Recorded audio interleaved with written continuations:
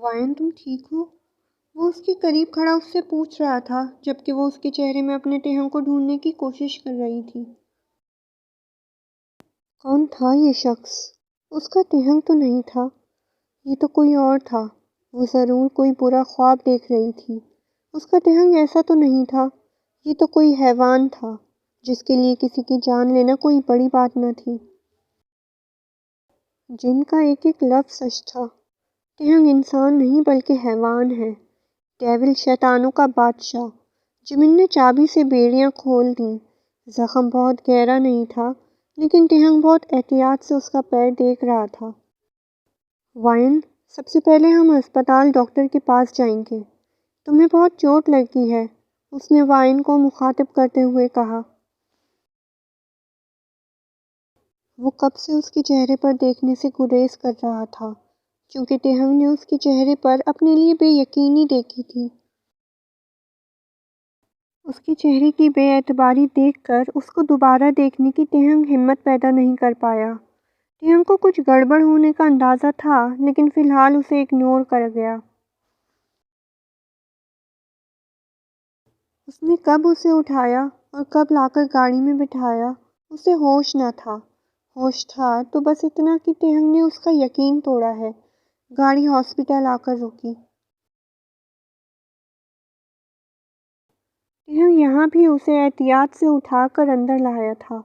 وہ سارے راستے ایک لفظ نہ بولی پر اس کے ہاتھ پیر بری طرح کانپ رہے تھے۔ ٹہنگ اور جمن نے بھی کوئی بات کرنے کی کوشش نہ کی۔ جمن پریشان تھا کیونکہ جب وہ وائن کے سامنے آیا تھا تب وائن اس سے بات کر رہی تھی، پھر نہ جانے کیا ہو گیا، وائن اس سے بھی منہ پھیر گئی۔ ڈاکٹر نے اس کے پیر کی پٹی کی۔ ٹہنگ کو اس کی خاموشی بہت ڈسٹرب کر رہی تھی، اس لیے ٹہنگ نے ڈاکٹر کو اس کا مکمل علاج کرنے کے لیے کہا۔ ڈاکٹر نے اسے ذہنی دباؤ کا شکار بتایا۔ ڈاکٹر کے مطابق وہ فی الحال کچھ بھی سوچنے سمجھنے کی صلاحیت نہیں رکھتی تھی۔ ڈاکٹر نے اس سے مشورہ کر کے اسے نیند کا انجیکشن دے دیا تھا کہ وہ پرسکون ہو جائے۔ ٹہنگ جب اسے گھر لایا تو وہ سو چکی تھی۔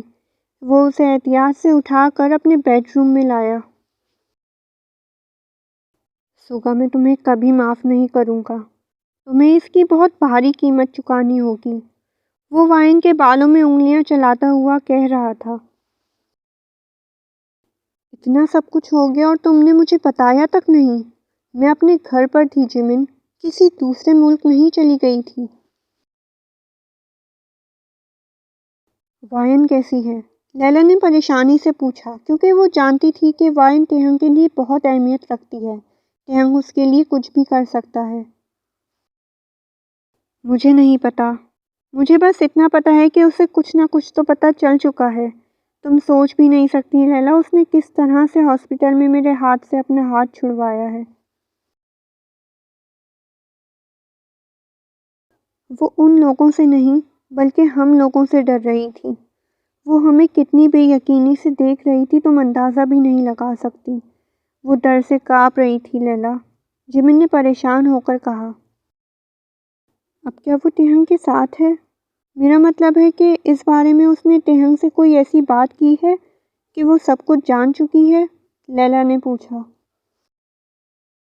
مجھے نہیں پتا، مجھے کچھ نہیں پتا چلا، مجھے کچھ سمجھ نہیں آ رہا، میں بہت پریشان ہوں لیلا۔ تم پریشان مت ہو جمن، میں ہوں نا تمہارے ساتھ۔ لیلا نے اس کے ہاتھ پر اپنا ہاتھ رکھا۔ لیلا، مجھے بہت سالوں کے بعد یہ رشتہ ملا ہے، میں اپنی بہن کو کھونا نہیں چاہتا، جمن نے بے بسی سے کہا۔ ایک آدمی زمین پر پڑا تڑپ رہا تھا۔ ٹہنگ نے اسے گولی مار دی، وہ چلایا، درد کی شدت سے، موت کے خوف سے، لیکن سامنے کھڑے شخص کو اس پر ترس نہ آیا۔ اس کی چیخو پکار اگنور کرتا ایک اور گولی اس کے سینے کے آر پار کر گیا۔ ایک آخری چیخ کے ساتھ وہ شخص اپنا دم توڑ گیا۔ اس کی آنکھ کھل گئی، وہ بے یقینی سے اپنے دائیں بائیں دیکھنے لگی۔ وہ اس وقت اس جگہ پر نہیں تھی، وہ تو اپنے گھر میں تھی۔ ٹہنگ اس کے بالکل قریب تھا۔ ٹہنگ نے اسے اپنی باہوں کے حصار میں قید کر رکھا تھا۔ وہ نیند میں تھا، دن کا منظر کسی فلم کی طرح اس کی آنکھوں میں چل رہا تھا۔ وائن کو کمرے میں گھٹن ہونے لگی۔ اس نے خود کو اس کی قید سے آزاد کیا۔ وہ اٹھ کر باہر چلی آئی۔ اس کا شوہر ایک درندہ تھا، معصوم لوگوں کی جان لینے والا ایک درندہ۔ جمن، چنگکوک، لیلا سب ایک جیسے تھے۔ وہ انجانے میں انسانی روپ میں دکھنے والے بھیڑیوں کے بیچ میں تھی، لیکن وہ ان لوگوں کے ساتھ نہیں رہ سکتی تھی۔ وہ کیسے ایک قاتل کے ساتھ اس کی بیوی بن کے رہ سکتی ہے؟ مجھے یہاں سے نکلنا ہوگا۔ مجھے میرے گھر واپس جانا ہے۔ بیبی تم یہاں کیا کر رہی ہو؟ وہ اس کے پیچھے کھڑا پوچھ رہا تھا۔ تم کانپ کیوں رہی ہو؟ تمہیں ٹھنڈ لگ رہی ہے۔ چلو آؤ، تمہیں ریسٹ کی ضرورت ہے۔ وہ اس کا ہاتھ پکڑ کر اندر کی طرف آنے لگا۔ وائن کا سارا وجود ڈر سے کانپ رہا تھا، لیکن پھر بھی وہ اگنور کرنے کی بھرپور کوشش کر رہا تھا۔ وائن نے بامشکل اپنا آپ چھڑانے کی کوشش کی، لیکن ناکام۔ بیبی تم اس طرح کانپ کیوں رہی ہو؟ مجھے تمہاری طبیعت زیادہ خراب لگ رہی ہے۔ تم کچھ کھا لو۔ تم پلیز کچھ کھا لو، اس طرح مزید بیمار ہو جاؤ گی۔ وہ اسے کچن کی طرف لایا۔ بھوک نہیں ہے مجھے۔ وہ اپنا آپ چھڑا کر اس سے فاصلے پر ہوئی۔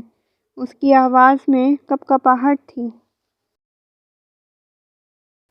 ہاں بیبی، لیکن کھانا تو پڑے گا نا۔ تم یہاں پر بیٹھو، میں کھانا گرم کرتا ہوں۔ وہ اسے زبردستی چیئر پر بٹھا کر کھانا گرم کرنے لگا۔ آج کی شام میں بہت اسپیشل بنانا چاہتا تھا، لیکن آپ فکر نہ کریں۔ آج کی شام جو سرپرائز آپ نے مجھے دیا ہے، وہ ساری زندگی یاد رکھوں گی۔ وائن نے اس کی بات کاٹ کر اسے شرم دلانے کی کوشش کی۔ چہرہ ضبط سے سرخ ہو رہا تھا۔ تہنگ نے اس کی بات سن کر ایک نظر اسے دیکھا اور پھر کھانا لا کر اس کے سامنے رکھا۔ بیبی، یہ صرف تمہاری غلط فہمی ہے اور کچھ نہیں۔ تم سے پھر سے جھوٹ بولا گیا ہے اور تم یقین میں نے اپنی آنکھوں سے دیکھا ہے کم تہنگ۔ وہ ٹیبل پر ہاتھ مار کر اٹھتی چلا کر بولی۔ اس کے اس طرح سے کہنے پر نہ جانے کیوں تہنگ مسکرایا۔ وائن، تم جانتی ہو نا آئی لو یو۔ وہ اس کی آنکھوں میں دیکھتا نہ جانے اسے کیا کہنا چاہتا تھا۔ تم جانتی ہو نا میں تم سے کتنا پیار کرتا ہوں۔ وہ وائن کے قریب آ کر کھڑا ہوا۔ وائن، تم نے سب کچھ اپنی آنکھوں سے دیکھا ہے۔ اس شخص کو مارتے ہوئے دیکھا ہے تم نے مجھے۔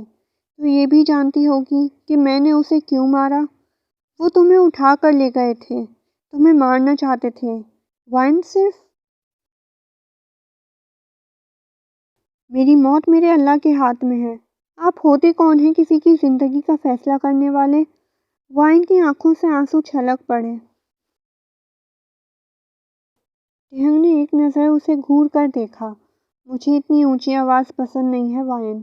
تم سے پیار کرتا ہوں اس لیے برداشت کر رہا ہوں، ورنہ تم نے اب تک میری زندگی کی ایک جھلک بھی نہیں دیکھی ہے۔ میں واپس اپنے گھر جانا چاہتی ہوں۔ میں پاکستان واپس جانا چاہتی ہوں۔ اس کی بات پر تہنگ نے اپنے دانت پیسے۔